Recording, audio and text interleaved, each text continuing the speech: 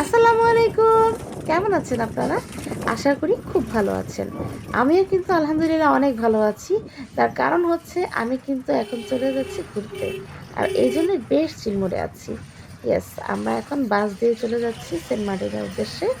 এই তো এখন শিপে উঠে পড়লাম। আর সেন্ট মার্টিন যাওয়ার পথে সবচেয়ে সুন্দর যে দৃশ্যটা সেটা হচ্ছে গাঙচিল কিন্তু আমরা সাথে আরকি শিপ দিয়ে সাথে উড়ে, উড়ে যাবে। একটাই পার্থক্য, গাঙচিল যাচ্ছে উড়ে, উড়ে আর আমরা যাচ্ছি ভেসে। দেখুন পাশের দৃশ্যগুলো কত সুন্দর। এই যে সমুদ্রের দৃশ্য, ওই যে একটা স্পিড বোট ভেসে যাচ্ছে সেটাও দেখা যাচ্ছে। কি সুন্দর, তাই না? শিপ ছাড়ার পর থেকে শুরু করে বেশ অনেকটা পথ জুড়ে কিন্তু এই গাঙচিল আমাদের শিপের সাথে চলে আসে উড়ে, উড়ে। এই যে দেখুন পুরো আমরা মাঝ সমুদ্রে আছি। কি সুন্দর দৃশ্য দেখুন। পানিটাও কিন্তু নীলচে। কি যে ভালো লাগছে মানে বলে বোঝানোর মতো না। ঠান্ডা তার মধ্যে এই নীল পানি মানে অসাধারণ। আমরা প্রায় কাছাকাছি চলে এসেছি। এই যে আমরা চলে আসলাম। একটা শট নিয়ে নিলাম। আর এই যে হচ্ছে আমরা এখন রিসোর্টে মানে ঢুকবো। ঢোকার মুখে হচ্ছে এই দৃশ্যটা তুলে নিলাম। আমাদের রিসোর্টটা কিন্তু অনেক সুন্দর, একদম বিচের সাথেই। যাই হোক রিসোর্টে প্রবেশ করে আমরা একটু ফ্রেশ হয়ে এখনই কিন্তু আবার বের হয়ে পড়লাম একটু ঘোরাঘুরি করতে, চারপাশটা দেখে নেয়ার জন্য।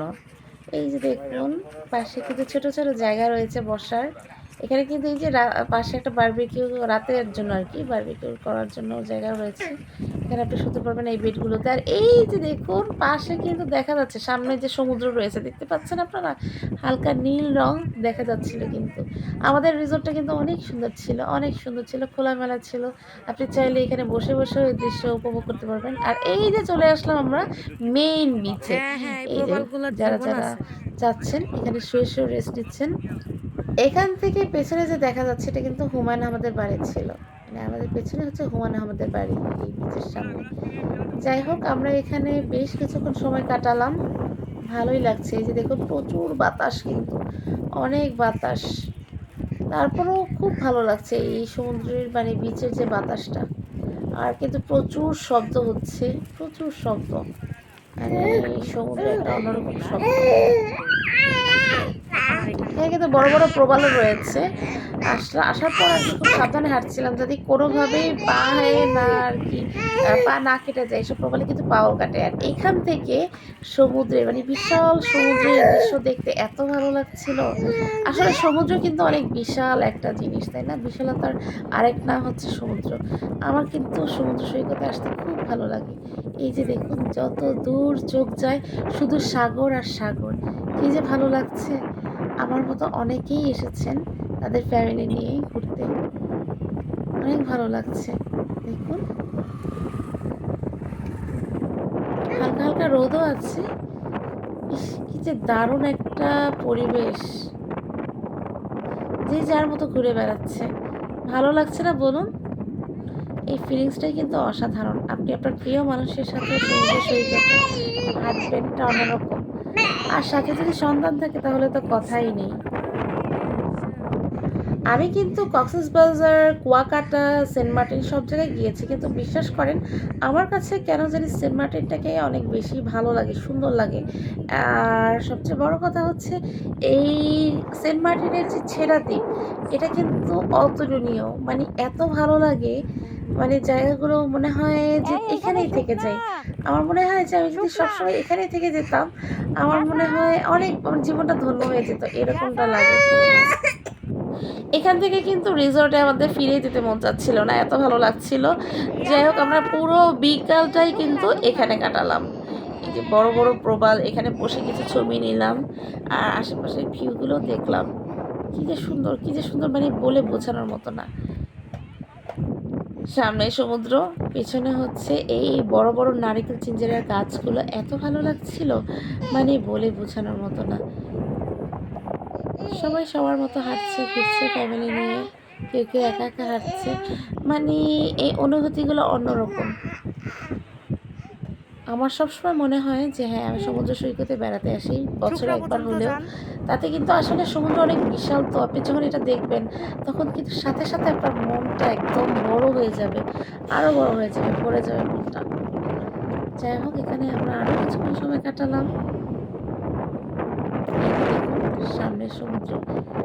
আর এই পানিটা মানে সেন্ট মার্টিনের যে সমুদ্রের পানিটা এটা কিন্তু অনেকটা একদম নীল নীল রঙের, নীল পানি বোঝাই যাচ্ছে দেখুন নীলচে রং। এই যে প্রবালগুলো আপনারা যখনই আসবেন তখন কিন্তু খুব সাবধানে আর কি এগুলো পাড়া দেবেন, কারণ এইসব প্রবালে কিন্তু পা কেটে যায়। আপনারা চাইলে খুব সাবধানে এগুলোর উপর বসেও ছবি তুলতে পারেন, দাঁড়িয়েও ছবি তুলতে পারেন। আমি তুলেছি, কিন্তু আমি কিন্তু আবার ব্যথাও পেয়েছিলাম, মানে হাঁটতে গিয়ে বা নামতে গিয়ে ওখানে একটু হালকা ব্যথাও পেয়েছিলাম। অনেকের কিন্তু এতে পাও কেটে যায়। আর হ্যাঁ, আরেকটা কথা আপনাদেরকে সাবধান করে দিই, এই সমুদ্র সৈকতেই কিন্তু চোরাবালি থাকে। যেসব জায়গাগুলো দেখবেন পানি বা একটু ভাসা ভাসা, ঠিক আছে, ওইসব জায়গায় একটু অ্যাভয়েড করবেন, কারণ আল্লাহ না করুক কোনো ধরনের কোনো অ্যাক্সিডেন্ট না হয়। অনেক সময় কিন্তু পা গেঁথে যায়। তারপর হচ্ছে চোরাবালি নিয়ে অনেক অ্যাক্সিডেন্টও কিন্তু রয়েছে, রেকর্ডও রয়েছে। যাই হোক, এই যে দেখুন কি সুন্দর এখন ভাটা চলছে।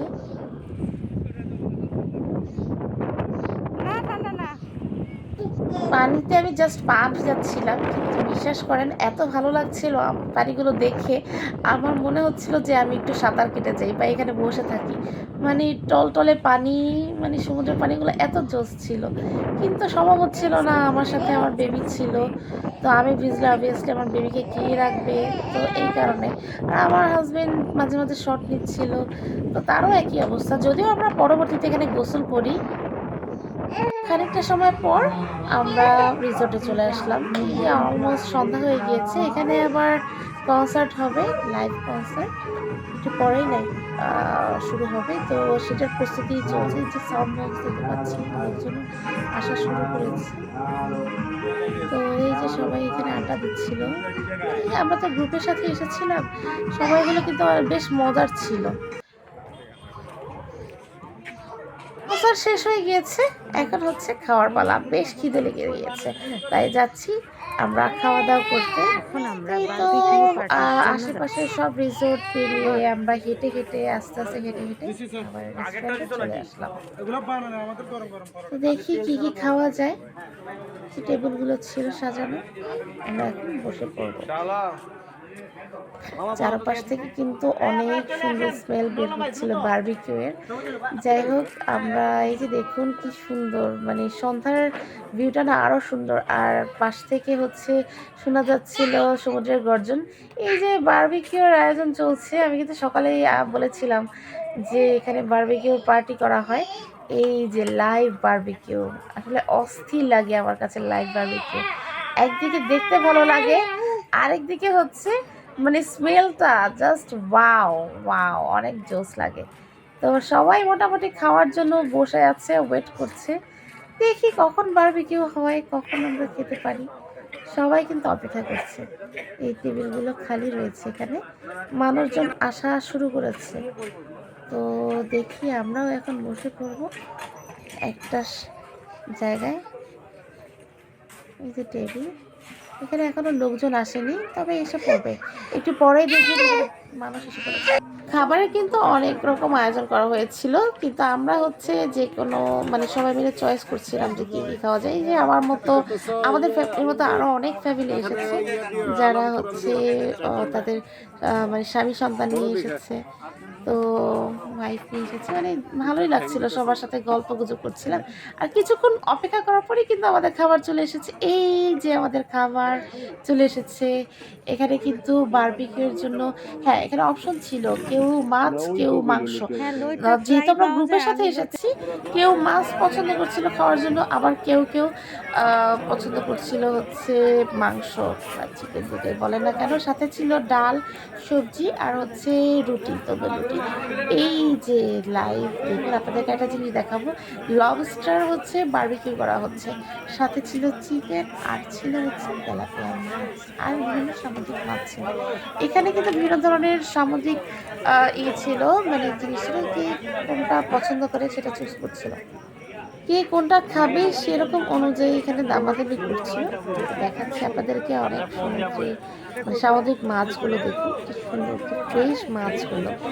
এটা এখান থেকে মানে প্রথমে চয়েস করে কিনে নিতে হবে, আর কেনার শেষে তারপরে হচ্ছে এটা প্রসেসিং হবে বারবিকিউ করার আর কি। এই যে বিভিন্ন ধরনের মাছ ছিল, সামুদ্রিক কোরাল ছিল। আর অনেকগুলো মাছ ছিল যেগুলোর নাম আমি জানিও না। সত্যি কথা বলতে কি জানিও না। দেখতে কি চারটে চাকার প্রকৃতি। কিন্তু অনেক মাছ ছিল। আমরা এখানে আরো কিছুটা সময় মানে কাটালাম। দার্জিলিং ঘুরতে কিছুটা সময় গিয়েছি। এই যে বড়, বড় লবস্টার গুলো এগুলো কিন্তু অনেক দাম চাচ্ছিল, অনেক দাম। মানে ৭০০, ৮০০, ১,০০০ এরকম করে। যদিও আমরা পরবর্তীতে লবস্টার খাই যেটার দাম ছিল ৳১,০০০। অনেক মানে এটা অনেক বড় সাইজের ছিল। তো এই যে আমরা মোটামুটি আমাদের বারদিন শেষ কেনাকাটার প্রায় শেষের পথে। আমরা আরো কিছুক্ষণ সময় ঘুরে বেড়াতে গেছিলাম। এই যে দেখুন কাঁকড়া ছিল এখানে। এখানে মানে সমুদ্রে কিন্তু মানুষ আসলে আ এই কাঁকড়া, এই মানে ক্র্যাব যেটা আরকি এটাকে এত খায় মানুষ মানে খুব পছন্দ করে। যাই হোক আমাদের প্রায় শেষ হয়ে গিয়েছে যে দেখুন বারবিকিউ করা রয়েছে মাছগুলো। অনেকেই হচ্ছে খাওয়া-দাওয়া শেষ আবার অনেকে হচ্ছে খেতে বসেছে।